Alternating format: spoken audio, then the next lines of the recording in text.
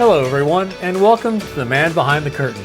I'm Randy Young, the guy in the red shoes, and I've been in the video production business my entire career, and it's taken me around the world a few times.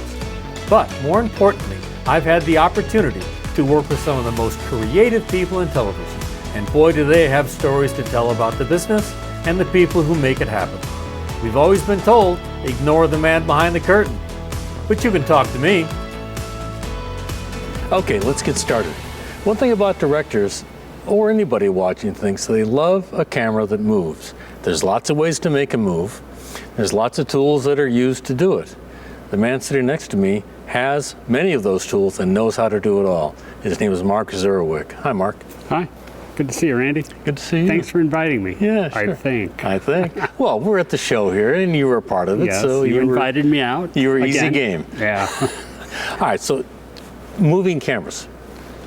What's that all about? Why do we love them so much? They provide a unique perspective. They give motion. They add to the drama of the story you're trying to tell. Right. So instead of having a fixed camera, which they're very important, you know, can't discount that, but having a moving camera gives your show that kind of special feel. It's that added sprinkle on the donut, perhaps. Okay. Now, you have Steadicam? I do. Jimmy Jib? I do. Drone? I have a drone, yes. Anything else that moves? Flies? No, that's pretty much it. Some gimbals, so like a Ronin, but the small. Well, the older Movies. Okay. So you could put on like a sizable, you could put on like a mini on the FX6. Okay. So, nothing big, nothing like a full-size camera. Well, this is the one we have here. This is the one we're using on our show right now. Correct, yeah. So you could not, that's the problem, the Steadicam is kind of old school. Right. Because it basically was developed probably in the, late 70s. Garrett Brown. Right. To basically take a camera and act like a tripod, act like a dolly. But now you basically can go anywhere with it. Walk down a hallway, around the corner, down the stairs, across the street, into a car. And it's like it's sitting on a tripod. Right. Is what you're after. So, and it's really, the technology there is nothing but gravity. Well, that doesn't help you when you lift it up. Well, no. They could be a little heavy. Yeah. So, but this rig is analog, basically. It's an analog rig. So compared to a gimbal now, or a Ronin, or a Movi, those are electronic. So they have electronic motors to basically they're basically almost like a stabilized head. Right. So to keep your motion level and right on track. So you can incorporate, they've got, Arri has the Trinity, which has basically a gimbal head sitting on a Steadicam.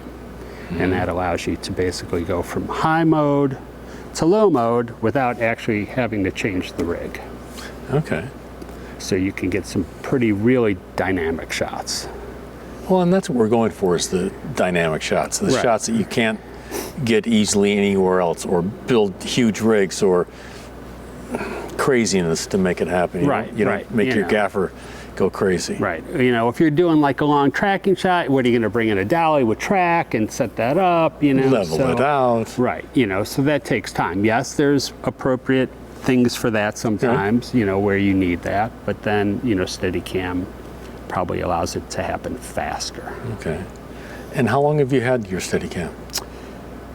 I took a class basically back in the mid-90s. Okay. And it was in California, and the lead instructor was Garrett Brown. Oh, all right. You've worked with the real man then. Well, I observed his actions.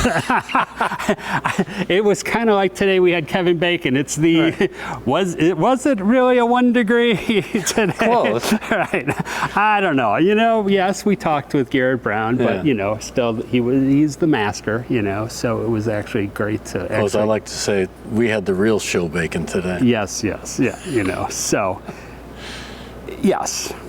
So I guess maybe 2 degrees from Garrett Brown. No, but you know, you got to. Well, if you take it back to when he first invented it, and he made the body brace and was it called the Z arm or the? Well, I guess it's, I don't have basically it's the springs. So it has springs in there. So basically it holds the weight. Or lightning bolt. Is that what they called it? Lightning I don't bolt even arm? know what he called it. Yeah, I don't know. So it's basically, it has springs, it holds the weight and allows you to basically, you know, get some movement up and down, but also hold the weight of that rig, which then the rig allows you to take and manipulate the center of gravity is really what it's after. It puts the weight on your body then and not. Correct, but it also allows you to then take that and move it wherever you want to, because now it floats. Correct, it's floating, right. You know, so it's easily manipulated. And as it was made so famous in the Rocky films when they first came out, right. running down the streets in Philadelphia. Right, and running up the stairs at the art museum. So. Okay, and you've done it since the mid-90s. Started in the mid-90s, went to, so mid to late 90s, and did a lot of music. So that was my first kind of adventure, was a lot of music. Music videos. Yeah, and concerts. All right. And what got you into that? You didn't start with the Steadicam. I mean, you had to start No, I started else, right? with a jib. So I was doing this music show, very low key, and the guy that was in charge goes, "We need a jib." Okay. So I go, all right, let me go see what I can find. So I found, I don't know if it was online. Well, obviously it wasn't online back then because it was so long ago. Somehow I found out somebody was selling a repoed CamMate. Okay. So that was in South Bend. So I went to the guy, all right, let me go check it out. And it just so happens his buddy, the banker, provides financing, a lease. Yeah. What a weird deal, how that worked out. Didn't even sign any papers, like, oh, go take it. All right, we'll sign some papers, we'll figure it out. So I buy this jib. And all right, well, now I got to practice. Sure. So I bought a cheap camera, a Sony 3000, set it up on that, built it outside in the driveway, and practiced with the jib, and then we started doing concerts and brought it out on concerts. Okay. And what was the hardest thing to learn about the jib? The hardest part was first starting out was basically, how do I want to operate it? So with the jib, it's a remote head. So you got pan, tilt, all remote, you got zoom, you got focus. So you have complete control over the camera. But when you're looking at the screen, the joystick, some guys, like I run mine with like a camera guy, like video camera guy. Zoom is on my right side. Some guys run the joystick. So then that means the joystick's on the left side. So, but then some guys, the film guys, for some reason, their panels or whatever are kind of backwards. So then they joystick on the right side and then gets in. So when I first started, it's like, all right, when I look at the screen, how do I want to run this? So I decided that I want to joystick down, the camera's going to go down. Joystick up, the camera's going to go up. Like people who fly, when you basically come down on the yoke, the plane goes up. Right. So, but so the hardest thing was getting to learn and getting in my mind without thinking, because you don't want to think. You think you're dead. Right. No time to think. Right. So that's it. I'm running it this way, and that's it. I don't run it any differently, because then I just can't run. Like people run it backwards, I can't run it backwards. Right. So that was the hardest part. And then you're watching the screen, and then it's not hitting something. It's like, oh, oops, I ran into that truss. Oh, I ran into that light. Oops. Oh, right. That's not good for the camera either. No, but usually, like with the CamMate, it had basically a double yoke, so it was kind of protected. So it was just, you don't want to hit things. In the concerts, you don't want to go low and hit people. Yeah, knock people in the head. So, but then, concerts, people want to jump and try to grab the camera. So then that's another deal that you got to kind of watch out for that. Right. People are idiots. Like, you just want to go slap them. Like, all right, stop Yeah, it. really stop that. I had a jib operator once. I don't think it was you. Anyway, in Vegas, and a magician was releasing doves. Oh. And of course, they leave the stage and fly up to the perch up in the back of the house. And the final scene of the show was the jib sweeping in from way in the back to head to toe of the magician while he goes, ta-da, right? And the jib is sweeping in, and these birds fly out, and he hit it like a hanging curveball. Just knocked that bird out. Poof. It was great. Oops. Oops, yeah, that happens. All right, so back to Steadicam for a second. What was the hardest thing to learn about the Steadicam? Keeping it level. So, so that doesn't have any electronic stabilization or anything. Right. So it's basically walking and basically you want to just keep it level so it doesn't rock back and forth. Keep the horizon solid. Keep the horizon solid. Okay. And then, depending upon weight, camera, it's endurance. One of the first jobs I did was, I was young, and so I'm trying to find young film students, and I put a BL4 on it. So freaking heavy. Long day. It was so heavy. This isn't fun. What did I do? Video side easy, the cameras are lighter on the video side. That thing was a boat anchor, and everyone said it's a boat anchor.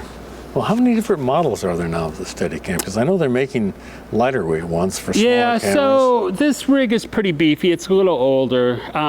So you think lighter is better, but it's all really about what you're putting on top of your camera, and then you got to counter it.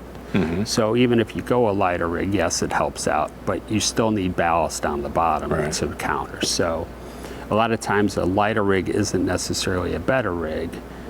And then, with lighter rigs, it's a smaller diameter center post. So that's a 2-inch center post, which is probably the beefiest center post.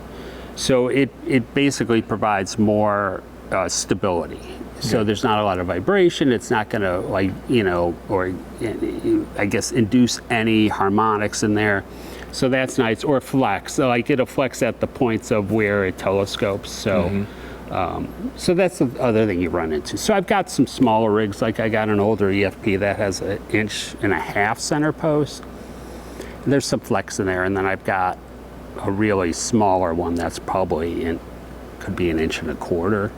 So when you start getting a heavier rig, you can start feeling a little bit that it's not as solid.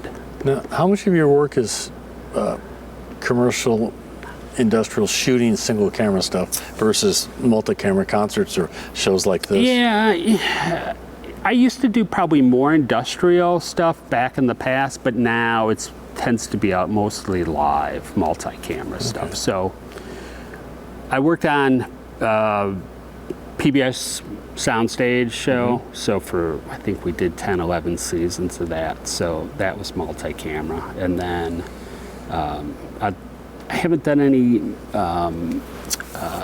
comedy shows, but I did some comedy shows. So those were multi-camera.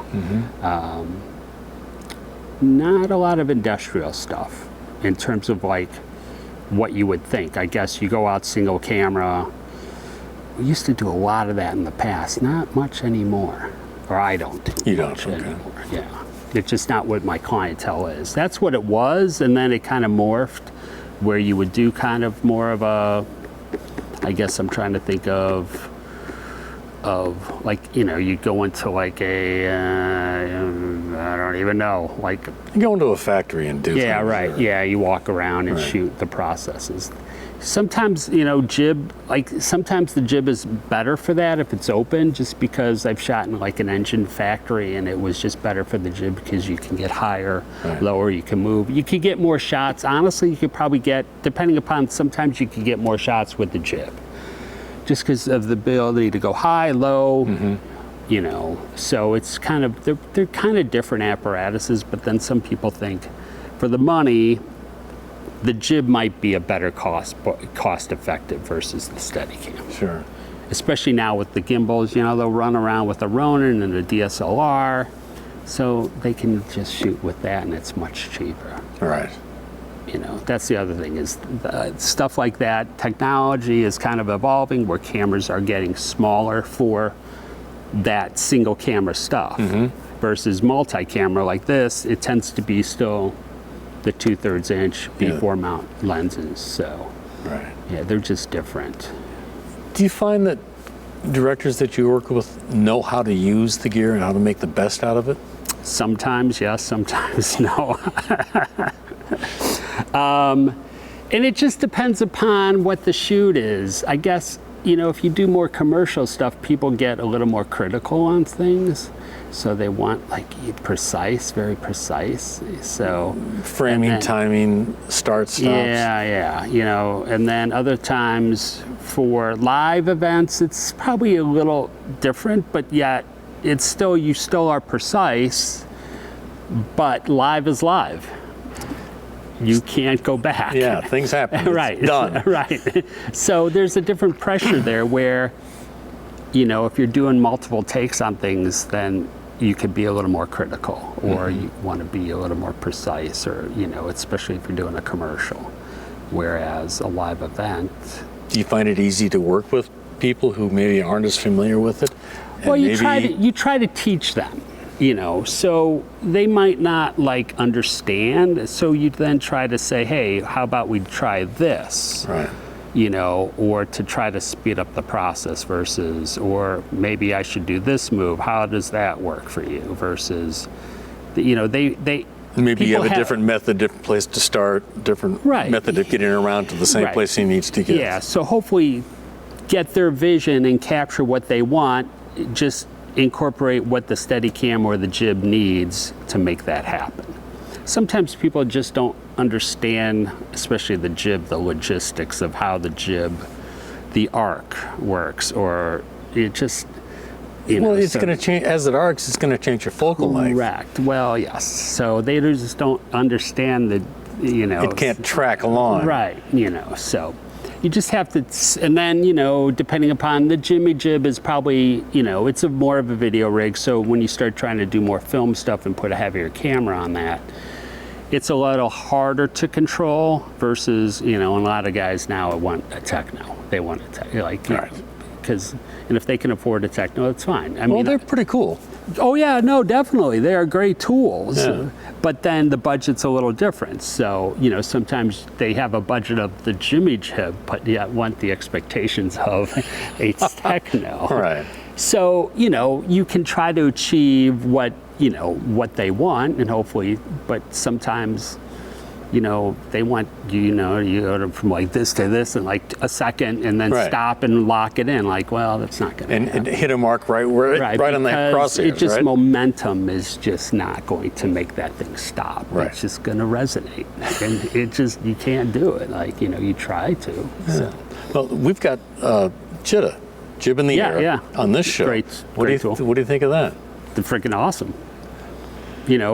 Yes, it's taken some of my work, but I used to do a lot of boxing. So in boxing or even MMAs or whatever, the jib takes up so much floor space. Right. So, and that's money to the producers. It's big money, especially if it's a big, boxing. Even the mid-size. I don't do huge, big dollar fight, whatever, but the stuff I do, it's giving up floor space that they can sell as VIP areas. So that's where the Jetta is freaking amazing, and then... And you can get it up there and get a 360 around the ring and things. And then even some, this one's kind of fixed, but they'll put it on track, and then you can actually, in theory, you're dialing the whole, which is freaking crazy too. Yeah. Do you actively try and sell one over the other, or do you try to, when they say, are you available for a gig, and then do they ask you which is best for the job? If people contact me, they tend to already have an idea of what they want or what they're thinking of. So, usually it's a call for the jib or call for Steadicam. Okay. And it never really carries over, in terms of oh, well, that isn't now. You know, if they have something in their mind where it's a jib and a steady shoot, then they have both. So, you know, it's not like, I think it just comes down to budget too. So, Sure. I don't know if I ever was on a shoot that they decided to keep one or the other and then just decided to get rid of one. I'm trying to think if that ever happened. It probably did. Yeah. Like, oh no, let's just go with the jib. Or Well, let's go do you with have other guys that you work with that operate things? Well, Yeah. like you're here now, and Right. your jib's at home. Right. Sometimes, yeah. So there's a couple guys I know that basically, you know, if like a couple weeks ago I had 2 jobs going on, so I had another guy do another shoot for me. It used to be better in the past. It's a little harder just because logistics of the jib, like the Steadicam now, because that's like my rig and they're not cheap. But the jib, it's logistics. So like just trying to get it around. It's a lot of boxes and weight. And you need a big van. So now it's just like, either they don't have a vehicle, so now I have to then like the job I had somebody do, I just pre-delivered it a couple days in advance and it sat there and then they just did the job and then I went and picked it up. Right. So, or if I'm doing a job where we have 2 jibs on it, then I'm there, or a jib and steady, then it just makes it easier. Now, do you have multiple jibs? Yeah, I have 2. Oh, okay. So between my 2, I could do a 30 and a 40 footer. That's a lot of overhead. It's a lot of overhead. A lot of depreciation there. They're still good. The good thing about, I see, these are trade secrets now. Yeah. The good thing about the jib, or even this, it's not dependent on a camera or a technology. Right. So when I first started, it's like, all right, even though I have some cameras now, is like I didn't want to get into a technology driven, like guys who bought cameras and had camera packages, and maybe I should have, I don't know. So when I first started, you know, it was kind of the start of the beta cam. So do you then buy a camera and now your clients are chasing you based on, oh yeah, I want that camera. I don't want that camera, I want that lens. You know, the HL79 was out, that was the hot camera. Yeah. Then Sony came out with the first beta cam, and then it was the 7. Well, then the you're UT7. chasing it. Correct. Constantly. So you have to then, you know, those cameras were so very expensive. Like the 600 was probably, what, 50, 60 grand at the time, and that's what kind of they were. So, you know, so and I that's didn't want before to, you buy a lens. Right. I didn't want to start chasing that. So this, you could put any camera you want on it. So depending upon your clients or what you're shooting, they usually have like I worked with a lot of camera guys, so then it's like it was good because I don't own a camera, so it's like, all right, we put whatever camera you want. As long as I could see a picture, that's all I need to do. And you can rent any camera you need. Correct, right. So, and then, you know, cameras really kind of changed pretty fast, and it was really dependent on, and it still kind of is somewhat, on what your clients want to shoot on. But the technology of cameras now are like, you know, you could get a good camera like an FX6, $5 grand, $6 grand, and a lot of people love that camera. You know? Well, it's about the image it puts out. Right. You know, and it's decent. Like it And how good the lens is that you put on the front of it. Right. So, so that was my whole theory behind like the whole cameras and not buying cameras. And, you know, I only bought cameras when I kind of felt that, all right, I can make some money off of a long-term project. And then sometimes those long-term projects didn't become long-term projects. But anyway, whatever. Ups and downs. It's fine. Sometimes you take a chance and you win, sometimes you lose. But you So know. what's your advice to young guys coming up in the business? Would you encourage them to get into it hardware-wise the way you do? Well, there's a lot of guys that, you know, in Chicago. So, you know, we're both from Chicago, based out of Chicago. So Chicago's kind of unique now because young guys are getting into it. And it's like, all right, if you want to spend the money, that's fine. You know, it's still there. But, you know, there's so much more choices, like with gimbals. So, you know, as much as you want to say, all right, I mean, you're going to spend a lot of money, can you recoup that? You know, because the market does change, and it's just now, how many people are in that market. So I don't do a lot of the film stuff or the episodic stuff, so my stuff was more live, and that kind of, once Soundstage ended, that was probably a majority of my stuff. So Steadicam side kind of slowed down a little bit, but then corporate stuff has taken over. So corporate shows like the show we're on, so that kind of fills in. So yeah, it's, again, I don't discourage anybody, you know, just know kind of what the new era is in television. Right. You know, it's not the golden era of television like we once the did. formats, the medium, the delivery methods, they're all changing. Right. You know. And cameras are smaller. So that's the other side, is you don't necessarily, even if you're running a mini, like an Alexa Mini, do you need a rig this big? You need a decent rig, but you don't necessarily need to spend a lot of money unless you want to. You know, guys now buying rigs like want to cover their bases. Like, you know, we all wanted to cover our bases. Like, oh, well, if I want to fly this, I want to fly this, you know. So you're then covered, but then I guess as you sort of work and feel what your clients are doing, you'll kind of get an idea of what really you need or what you want. Like I bought a really small rig. It's an Axis, and I used it for swimming. So, and it's an electronic rig, like with the new rigs, but it's not a very expensive rig. But for what that is, because I'm running parallel with the swimmers, and it's basically, it's an Olympic meet event it was for NBC Sports, and they do this event every year, well, actually twice a year. But instead of doing a frickin' camera on a dolly track that they would normally do for a bigger show, I'm running up inside, running down the edge of the pool, right, chasing the swimmers, you know, with the Steadicam. So that helps me out because it's a smaller rig. Right. We are running a full size, but it's fiber. So, and I kind of strip it down, and if I could get it to like 20 pounds, then we're fine. But then it's an electronic, so it kind of helps with keeping, you know, level.